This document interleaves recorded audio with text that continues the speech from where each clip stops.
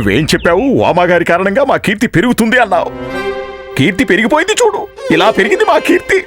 ఈ రోజు తమరు నది నుంచి నీళ్లు తీసుకురాలేదు. దాని పరిణామంగానే మీ మొహం కోతిలా ఎలా ఎర్రబడిందో చూడండి. మాకైతే భయంగా ఉంది. తమరు వామాచార్యులు వారి సలహా పాటించకపోతే ఎక్కడ తమరు పూర్తిగా కోతిలాగా మారిపోతారో అని. కానీ మేము సలహా పాటించడానికే వెళ్ళాం. మరి తమరు జెండాను ఎగరవేశారా? ఎగరేశాను, పడిపోయాను.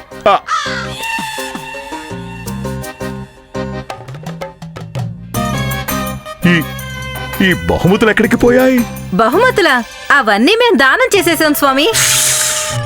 అరే, మనం పండితులాం, మనం దానం పుచ్చుకుంటాం, దానం చెయ్యం. కానీ స్వామి, ఆ బహుమతులన్నీ వామాచార్యుల వారివి కదా. వామాచార్య కూడా నువ్వే కదా వారు?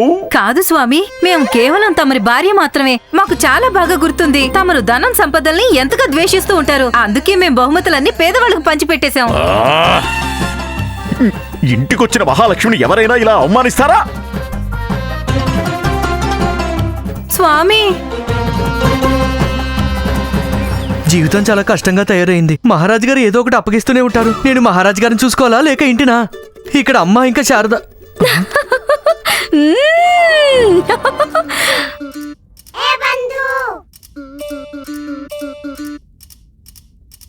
బంధు, ఇక్కడంతా ప్రశాంతంగా ఉందేమిటి? ఇద్దరు స్నేహంగా కూడా ఉన్నారు. నువ్వెందుకు దిగులు పడుతున్నావు? నువ్వేం కోరుకుంటున్నావు? ఇంట్లో ద్వంద్వ యుద్ధం జరగాలనుకుంటున్నావా ఏంటి? ఏవండి, అత్తయ్య ఎంత మంచి మాట చెప్పారు. అమ్మ నీతో చెప్పిందా? అయ్యో, అత్తయ్య సంకేతం ఇచ్చారు, కానీ నాకు వారి సంకేతాలు అర్థమవుతాయి కదా. చాలా ఆశ్చర్యంగా ఉంది. ఇంట్లో అన్ని చెక్క వస్తువులు ఉన్నాయి. అసలు ఈ చమత్కారం ఎలా జరిగింది? అత్తయ్య ఒక ఉపాయం చెప్పారు. ఏం ఉపాయం? అత్తయ్య ఇంట్లోని అన్ని చెక్క వస్తువులకి ఒక్కొక్క మేకు కొట్టేశారు. ఇప్పుడు ఇంట్లోని అన్ని వస్తువులు చెక్క అలాగే ఇనుముతో కూడినవి అయిపోయాయి. ఇప్పుడు కర్ర మిగిలిపోయింది. ఇంట్లో సమృద్ధిగా కూడా ఉంటుంది. అత్తయ్య, పదండి వంట చూద్దాం.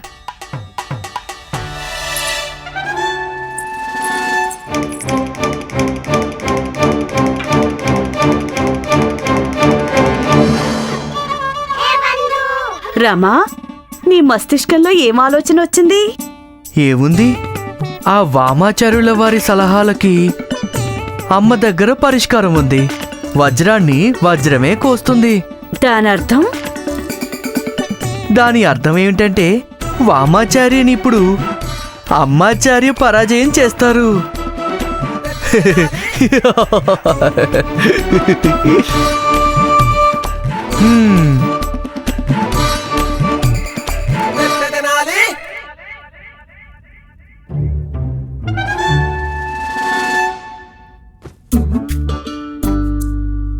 అమ్మా, ఓమ్మా, అమ్మా, అమ్మా లేమ్మా. నాన్నగారు నాతో ఒకటి చెప్పారు. అయ్యో లేమ్మా.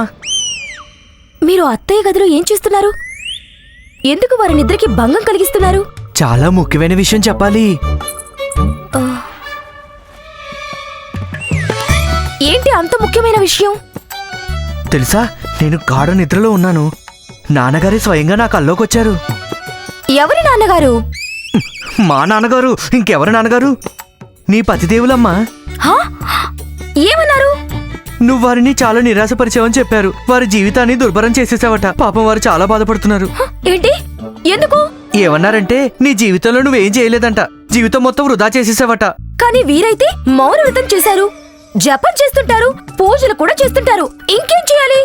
అమ్మా, అప్పుడప్పుడు మన కళ్ళకు కనిపించేదే మనకి సబబు అనిపిస్తోంది. కానీ ఒక్కోసారి మనకి సబబు అనిపించేది సరైంది కాకపోవచ్చు.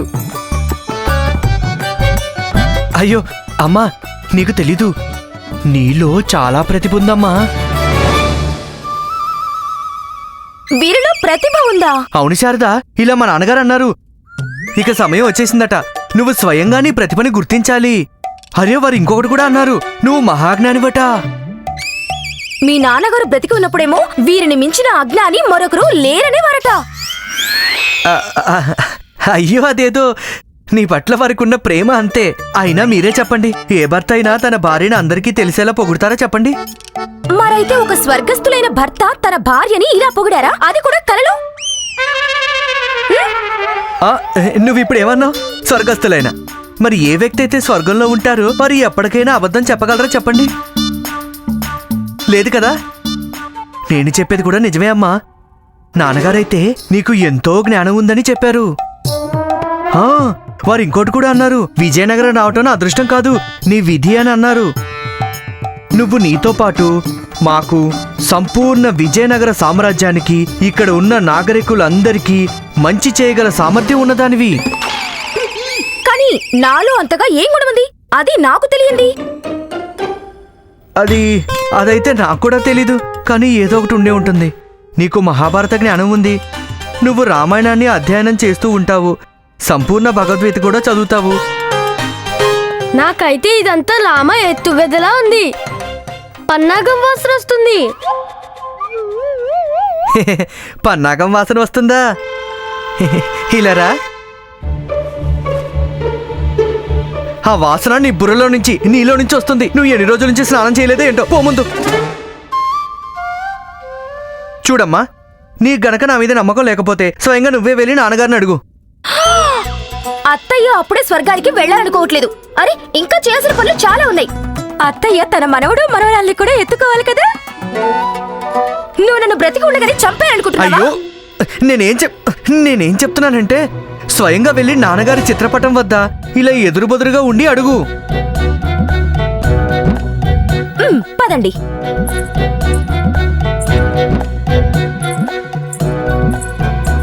నమస్కారం నాన్నగారు. వీళ్ళకి చెప్పండి, తమరు నా కలలో వచ్చారని చెప్పండి. నన్ను సాక్ష్యం అడుగుతున్నారు. సరే అయితే ఇక ఈ విషయానికి తమరే సాక్ష్యం చెప్పాల్సి ఉంటుంది.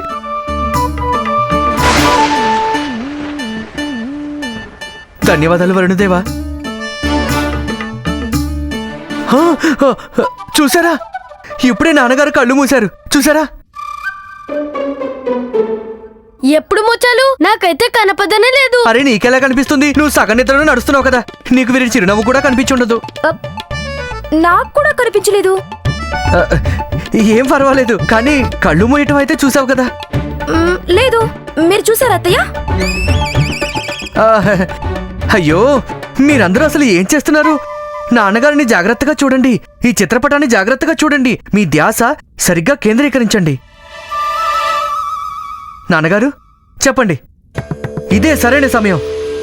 వీళ్ళందరూ తమరి కోసం ఎదురు చూస్తున్నారు. తమరు ఏమైనా చెప్పి తమరి మాటకి సాక్ష్యం చూపిస్తారని. ఇక నా పరువు తమరి చేతిలోనే ఉంది నాన్నగారు. చెప్పండి, ఇక తమరే ఏదో ఒకటి మాట్లాడి తీరాలి, లేకపోతే వీరి సమక్షంలో నేను అబద్ధాల కోరునైపోతాను. సరే, ఏదైనా సంకేతమైనా ఇవ్వండి, ఏదైనా సంకేతాన్ని ఇవ్వండి నాన్నగారు.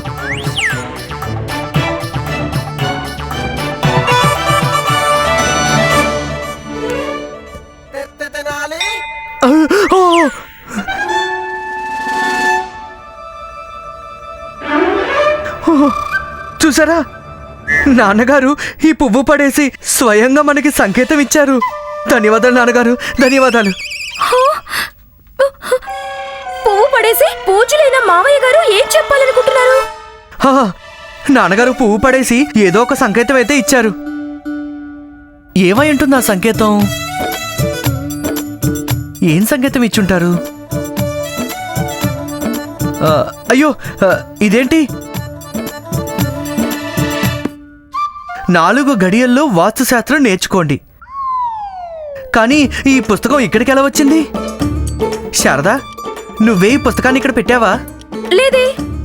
గుండప్ప, లేదు లేదు లేదు లేదు, నిన్ను అడగటం ఎందుకులే, నీకైతే పుస్తకాలతో చాలా దూరపు సంబంధం ఉంది కదా. అమ్మా, ఈ పుస్తకాన్ని నువ్వే ఇక్కడ పెట్టావా? లేదా? మరైతే ఈ పుస్తకం దీని అర్థం ఈ పుస్తకాన్ని స్వయంగా నాన్నగారు ఇక్కడ పెట్టారా? అమ్మా, నాన్నగారు కోరిక చూడు, నువ్వు వాస్తుశాస్త్రాన్ని అధ్యయనం చెయ్యాలని కోరుకుంటున్నారు. నేనా? ఆహా, నువ్వు కాకపోతే ఇంకెవరు? నాకెప్పుడు అనిపిస్తూనే ఉండేది నా లోపల ఏదో ఒక జ్ఞానం దాగి ఉందని. అయ్యో అమ్మా, నువ్వు నీ విలువని తక్కువ చేసుకున్నావు. కేవలం జ్ఞానం కాదు, నువ్వు జ్ఞాన భండాగారానివి. ఇప్పుడు చూడు, స్వయంగా నువ్వే నీ చేతికర్రకి ఇనుప మేకుని కొట్టి దానికి మిశ్రమతత్వాన్ని అందించావు. దీనితోనే నిరూపణ అవుతుంది కదా నీలో వాస్తుశాస్త్రి అవ్వటానికి అన్ని గుణాలు ఉన్నాయని. అందుకే కదా నాన్నగారు పువ్వు పడేసి నాకు ఈ సంకేతం ఇచ్చారు. 4 గడియల్లో వాస్తుశాస్త్రం అమ్మా. అంటే కేవలం ఒక్క రోజులో?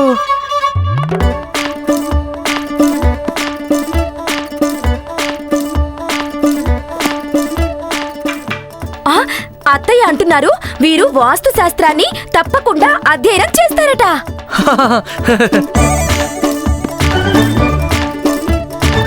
గుండప్ప, నువ్వు ద్వారం వద్దకు వెళ్ళు. ఎవ్వరిని లోపలికి మాత్రం రానివ్వకు. ఇప్పుడు నేనేం చేయాలి? నేను మీకు విసనకర్రతో విసిరాలా?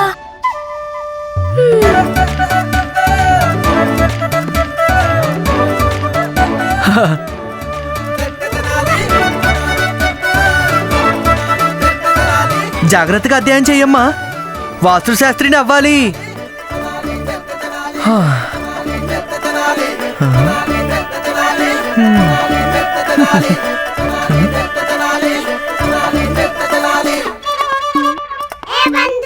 రామా, నువ్వు చాలా తెలివైన వాడివి.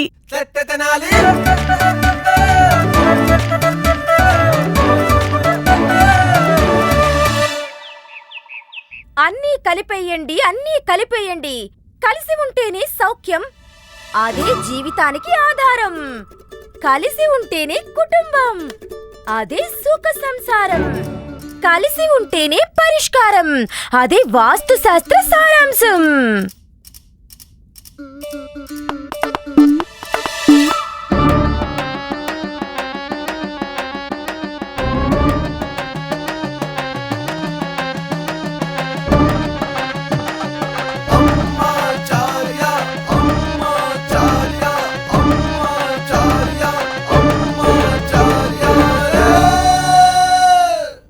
అమ్మాచార్యుల వారికి జై! అమ్మాచార్యుల వారికి జై! అమ్మాచార్యుల వారికి జై! అమ్మాచార్యుల వారికి జై! చాలా సేపటి నుంచి ఎదురు చూస్తున్నాను. కానివ్వు, ఈ కుండలు తీసుకుని వెళ్ళి ఇంట్లో ప్రతి మూల పెట్టు. ఎందుకు? ఈ కుండల్లో గంగాజలం పోసి ఉంది.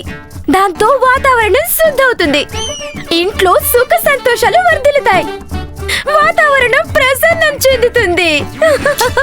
చూడటానికి కుండలు చాలా బరువుగా ఉన్నట్టున్నాయి. నేనైతే మోయలేను. మూర్ఖుడా! పదాలు మాత్రమే నావి, కానీ క్రోధం మాత్రం వీరిది కదా. ఎత్తండి.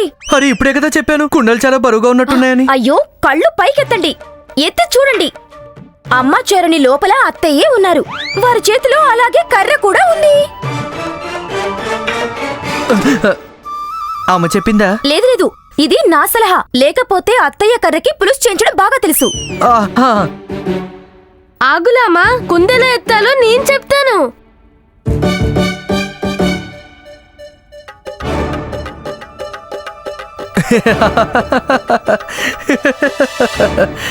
ఏమిటి? ఏమైంది మహాబలి? నేనెత్తి చూపిస్తాను. ఇంకా ఆపులామా, చాలా బలం ఉంది. నువ్వు ఫ్లైట్ నుంచి చూడు. లేదు లేదు, నా వల్ల కాదు. అవుతుంది అవుతుంది అవుతుంది అవుతుంది.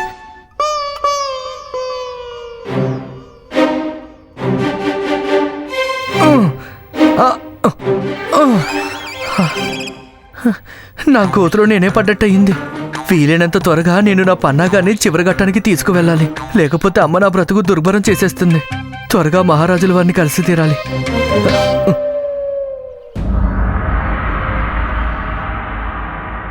తాతాచార్య, తమరు ముసుగు వేసుకుని ఎందుకు నిలబడ్డారు? తమరు సిగ్గుపడాల్సిన అవసరం ఏమీ లేదు. మాకు తెలుసు తమరి ముఖం ఎర్రబడి విచిత్రంగా తయారైంది. సిగ్గుపడట్లేదు మహారాజా.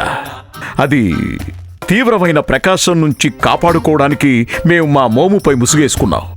అదేంటంటే తీవ్రమైన ప్రకాశం వల్ల మాకు చాలా నొప్పిగా అనిపిస్తోంది. మహారాజుల వారికి జై. మహారాజా, గురుమాత వామాచార్యుల వారి సలహాల మేరకు మన రాజ్యంలోని ఎంతో మంది తమ గృహాల్ని ధ్వంసం చేసుకుంటున్నారు.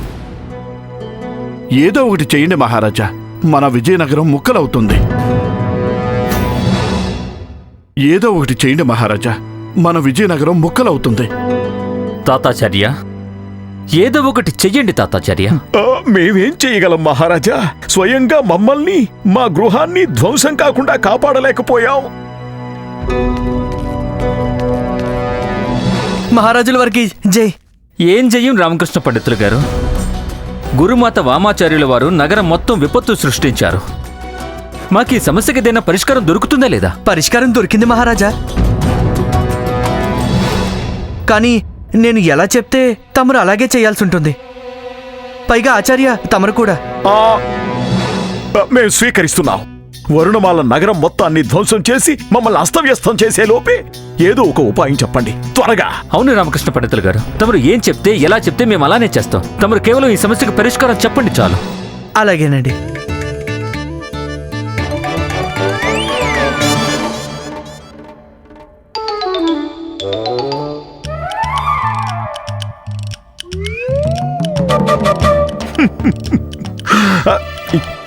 ఈ పథకం అయితే చాలా బాగుంది.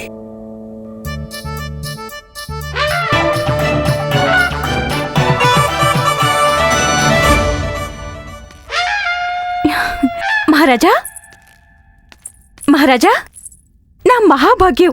ఈ రోజు తమరు మా గదిలోకి ఎలా విచ్చేశారు? చిన్న మహారాణి గారు, ఎవరికైతే ఇంత అందమైన భార్య ఉంటుందో వారిని కలవాలని ఎవరు మాత్రం అనుకోరు. కానీ కానీ కానీ ఏంటి మహారాజా?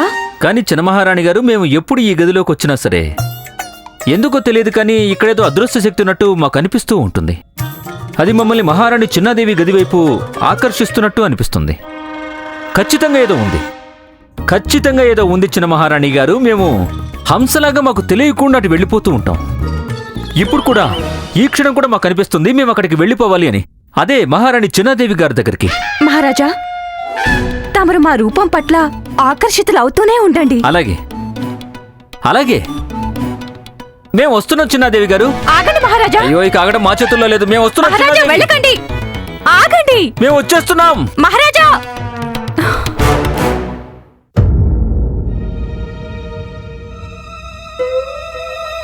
దేవి, తీర్థం. ఏం జరిగింది? ఏదో దిగులుగా ఉన్నట్టు అనిపిస్తున్నారు. ఏమైనా సమస్య? మహారాజుల వారి విషయంలో దిగులు పడుతున్నాం ఆచార్య. వారు మా గదిలోకి అసలు రావటమే లేదు. ఒకవేళ వచ్చినా హంసలాగా మహారాణి చిన్నాదేవి గదిలోకి వెళ్ళిపోతున్నారు. హంసలాగానా? హా, అంటే వాస్తు. వాస్తా? అవును, ఈ పన్నాగమంతా వామాచార్యదే. కానీ మా దగ్గర అందుకు పరిష్కారం ఉంది. తమకది చెయ్యడం ఇష్టమైతేనే. మాకిష్టమే ఆచార్య. తమరు చెప్పండి, ఏంటి పరిష్కారం? అమ్మాచార్య. అమ్మాచార్య? ఇదేం పేరండి?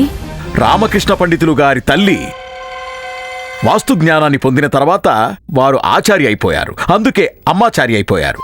అలాగా? అవును చిన్న మహారాణి గారు. ఈ వామాచార్య పేరుగల విషానికి ఒకే ఒక విరుగుడుంది. అమృత సమానమైన అమ్మాచార్య. కానీ ఆచార్య, వారు మౌనవ్రతంలో ఉన్నారు కదా, వారు మాకు ఎలా సహాయం చేయగలరు? మౌనం అనేది సమస్త బ్రహ్మాండం యొక్క ధ్వని. తమరు వారి నుంచి జ్ఞానాన్ని పొందండి. మౌనం జ్ఞానానికి అడ్డుగా ఎప్పటికీ రాదు. అయితే చెప్పండి ఆచార్య, మేమిప్పుడు ఏం చేయాలంటారు? ఆహ్వానించండి. అమ్మాచార్యుల వారిని అంతఃపురంలోకి ఆహ్వానించండి. తమరి సమస్యలన్నీ దూరం చేస్తారు గౌరవనీయులైన అమ్మాచార్య.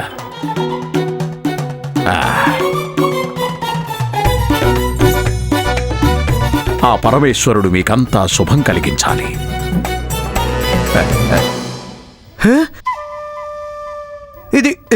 ఇదేమిటి? ఉయ్యాలా? అలాగా? నేనింకా పడవనుకున్నానుగా. అరే, ఉయ్యాల నాకు కనిపిస్తుంది, కానీ నా పడక గదిలోకి ఎందుకు వచ్చింది? ఎత్తండి. ఏమిటి ఉయ్యాలనా? అయ్యో లేదండి, ఎన్ని ప్రశ్నలు కావాలంటే అన్ని ప్రశ్నలు అడగండి. ఇది అమ్మాచార్యుల వారి ఆదేశం. మనం శయ్య మీద కాకుండా ఉయ్యాల మీదే పడుకోవాలని. కానీ ఇందులో కేవలం ఒక వ్యక్తి మాత్రమే పడుకోగలరు. విను, నువ్వెక్కడ పడుకుంటావు? ఏంటి? అది నాకు తెలియదు, కానీ ఇదే అమ్మాచార్యుల వారి ఆదేశం. అమ్మా, మేము ఉయ్యాల్లో ఎందుకు పడుకోవాలి? ఉయ్యాల అంటే ఎక్కువగా ఎవరికిష్టం? చిన్నపిల్లలకి. అందుకే అత్తయ్య మనల్ని ఉయ్యాల్లో పడుకోమని చెప్తున్నారు. కానీ అమ్మా, మేమిద్దరం చిన్నపిల్లలం కాదు కదా, మరి మేము ఉయ్యాల్లో ఎందుకు పడుకోవాలి? అత్తయ్య కోరిక ఏంటంటే త్వరలోనే ఉయ్యాలలో చంటి బిడ్డ పడుకోవాలట. మీకు అసలు ఏమీ అర్థం కాదు. లేదు, అర్థమైంది. అలాగే కానీ అమ్మా మంచి నిద్రలో ఉండగా ఒకవేళ ఉయ్యాల నుండి పడిపోతేనో నడుము విరిగిపోతుంది కదా. రాజ్యసభ నుంచి సేవకుడు వచ్చాడు. అతనే చెప్పాడు అమ్మ ఆచార్యని మహారాణి తిరుమలాంబ గారు తన గదికి రమ్మని చెప్పారు. అయితే నా పథకం సరైన దిశగానే వెళ్తుందన్నమాట. సరే వినుగుండప్ప, నువ్వు ఆ సేవకుడిని వెళ్ళిపోమని చెప్పు. నేనే స్వయంగా అమ్మాచార్యని తీసుకుని మహారాణి తిరుమలాంబ గారికి సేవ చేయడానికి అక్కడికి ఇచ్చేస్తామని చెప్పు.